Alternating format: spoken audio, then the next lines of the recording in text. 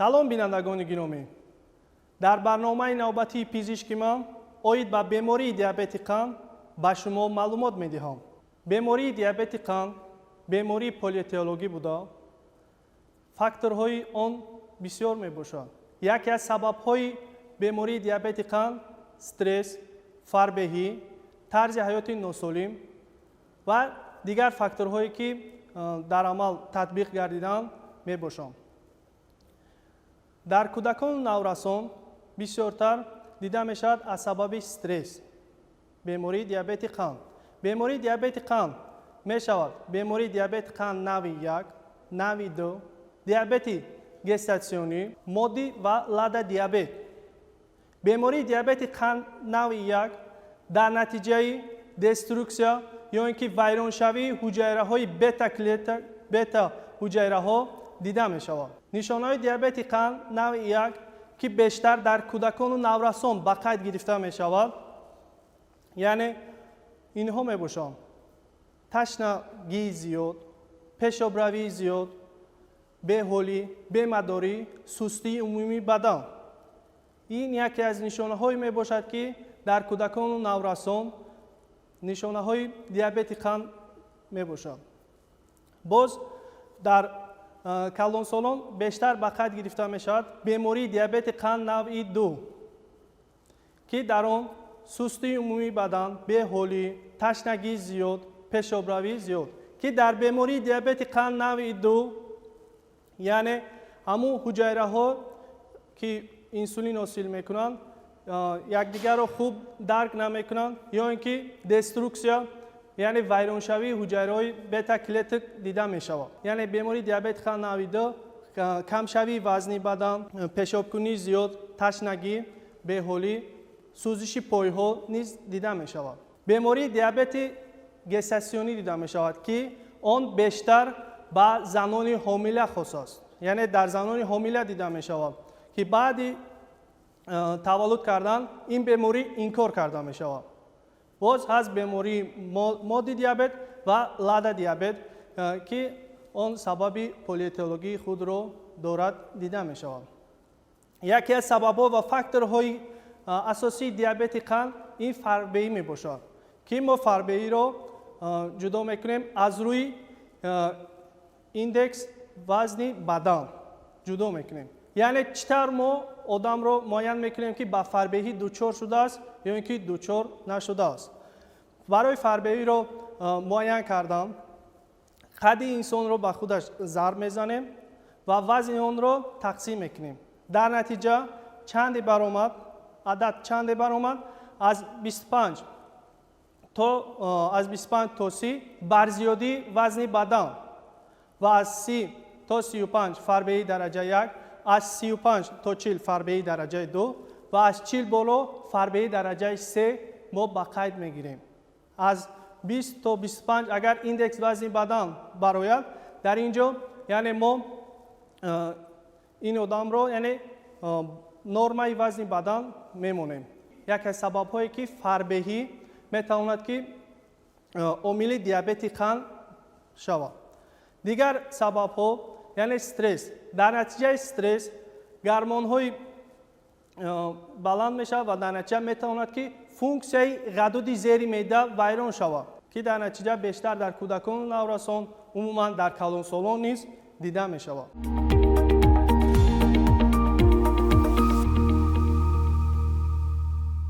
بیمارانی میگویند که مدت چند ماه سوزش پای دارند، پیشابرانی زیاد دارند و در نتیجه ما معاین میکنیم که اون شخص بیماری دیابت قند هست. ما چطور معاین میکنیم؟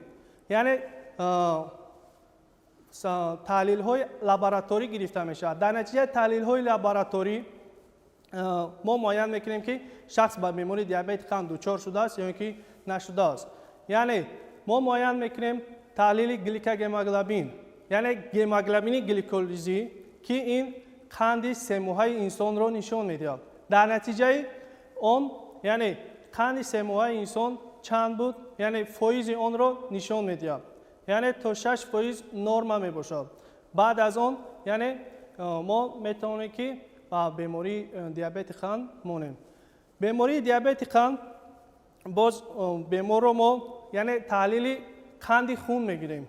در نتیجه تحلیل قند خون اگر که از معیار قند خون انسان یعنی در معیار از 3.5 تا 6.1 این معیار می باشد و از 6.1 تا 10 یعنی پری دیابت، پیش از دیابت ما بیمار رو میمونیم و از آن از 11 بالا میتونیم که با بیماری دیابت قند یعنی تشخیص آن رو مونیم و برای معاین کردن آن که در پیشاب از قند هست یا که نیست تحلیل عمومی پیشاب نیست میگیریم یا تحلیل عمومی پیشاب نیست با ما لازم است. طبابت دیابت قند طبابت با مواد دارویی و طبابت با مواد انسولین یعنی دیابت قند نوع 1 بیشتر در کودکان نورسان دیده می شود.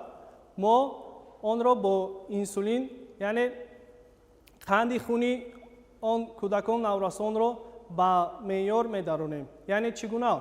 با کودکان مکتب دیابت می آموزانیم و طرز حیات سالم و غذای درستی آن را می آموزانیم.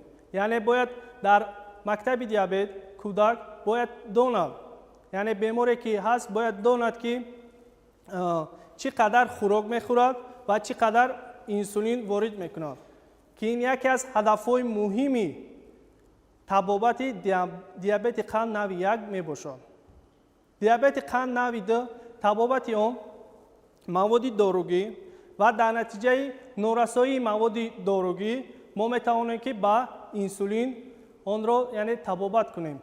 چگونه؟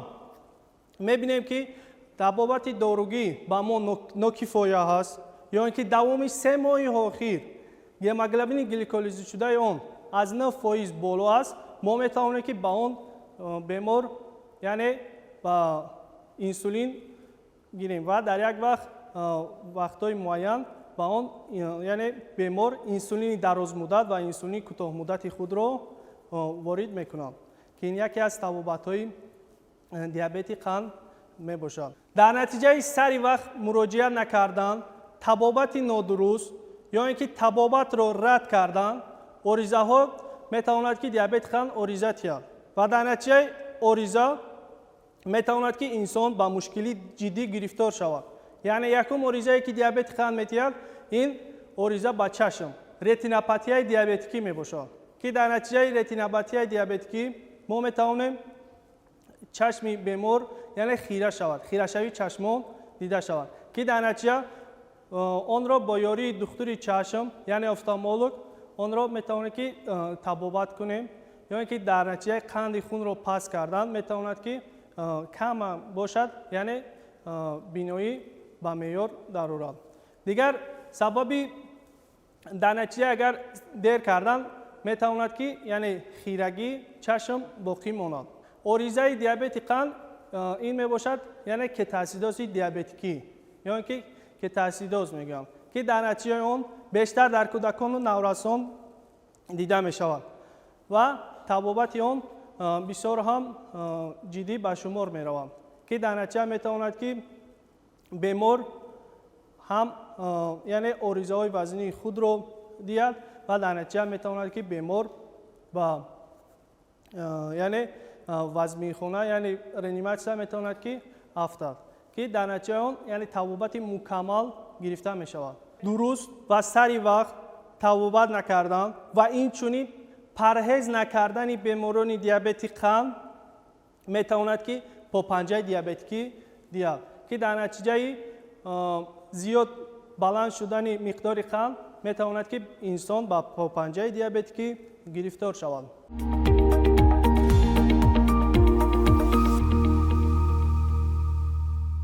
با بیماران دیابت قند سیب سبز و کیوی اجازه داده می شود. یعنی چقدر که می خواهند باید آنها استعمال کنند و کدام نمود سبزیجات با آنها ممکن می باشد. با آنها بغیر از لبلبو که معیار قند خون را بلند می کند تمام نمود سبزیجات یعنی با آنها اجازه داده می شود برای استعمال کردن. از محصولات شیری می توانند که تمام نمود محصولات شیری را استعمال کنند یعنی فقط فایزناکی آن را باید به نظر گرفت مثال اگر که کیفیر رو باید آنها خورن، کیفیر باید فایزناکی اون 0.5% باشد. اگر که سمتانا رو باید به نظر گیرند، سمتانا باید 15% زیاد نباشد. یعنی توصیه مهم برای بیماران دیابت قند به شمار می روند. از محصولات گوشتی می توانند که بسیارتر خوراک‌های پرنده که از گوشت پرنده استحصال کرده می شود، می توانند آن را خورند و آن را در شکل روغنی استعمال باید نکنند. می توانند که گوشت پرنده را در شکل آبپز یا در شکل بوغی خورند. می توانند که گوشت ماهی را در شکل آبپز و در شکل بوغی استعمال کنند. خوراک‌های روغنی خمیری اجازه داده نمی شود. بیماران دیابت قند بسیاری از آنها با گرفتن انسولین راضی نمی شوند. یعنی آنها فکر میکنند که یعنی دوره آخرین دیابت قند این انسولین می باشد. اما این عقیده خطا می باشد.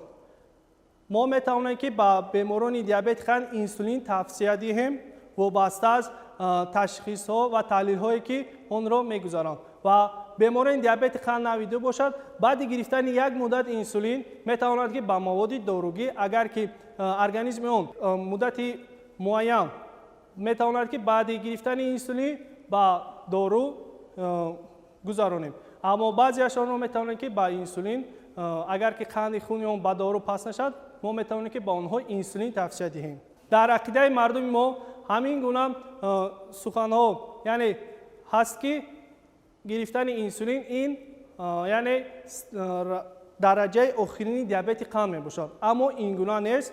یعنی با بیماران دیابت قند که در نتیجه تشخیص و تحلیل هایی که گرفته شده است، اگر که گرفتن انسولین یعنی هموگلوبین گلیکولیزی شده از 9% بالا باشد، ما می توانیم که با بیماران دیابت قند نوع 2 انسولین توصیه دهیم. بیماران دیابت قند نوع 1 یعنی توابط آن پورا انسولین می باشد و با بیماران دیابت قند نوع 1 ما پورا مکتب دیابت می آموزانیم، هم با بیماران دیابت قند هم با بیماران دیابت قند نوع 1 و 2. یعنی مکتب دیابت چگونه است؟ مکتب دیابت همین است که باید وایه انسولین و وایه خوراکی میخوردهش را هر دوش را حساب کرده و در نتیجه میتواند که همون غدای زیر معده آن یعنی انسولینی که از بیرون وارد میکنند و خوراکی که میخورد معیار قند خون را یعنی در معیار گردانند. چی طوره که با قرار حکومت جمهوری تاجیکستان از 28 می سال 2026 یعنی برنامه پیشگیری و نظارت دیابت قند به امضا رسید که ما باید دیابت قند چطوری که به همگان معلوم است در سراسر دنیا تا حال حاضر به 538 میلیون نفر رسیده است و تا 2030 این شماره در حالی است که میتواند به 700 میلیون و از آن زیاد یعنی آدمان با بیماری دیابت قند دچار شوند. ما برای پیشگیری دیابت قند چگونه توصیه ها را میدیم؟ برای پیشگیری یعنی یکمین درجه انسان باید طرز حیاتی سالم داشته باشد. یعنی هر یک انسان باید هر سحر 10-15 دقیقه با ورزش سبک باید مشغول شود. طرز حیاتی سالمی غذای سالم خوردن چگونه است؟ یعنی از خوراک‌های فست فود، غذاهایی که در ترکیب آنها گازناک می باشد، می توانیم که از اینها ما باید دست کشیم که این یکی از آنها سبب پیشگیری دیابت قند می باشد.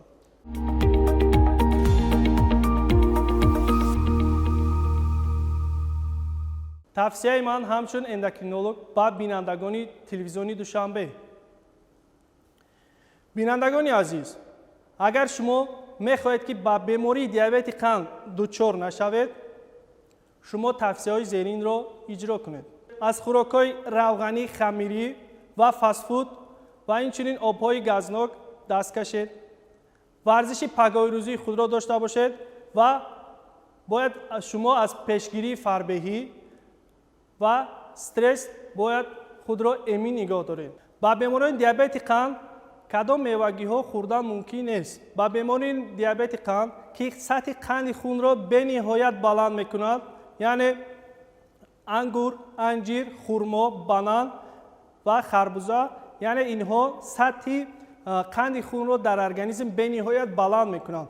همه روزه میتوانید که زیاده از 5000 تا 10000 قدم مونید.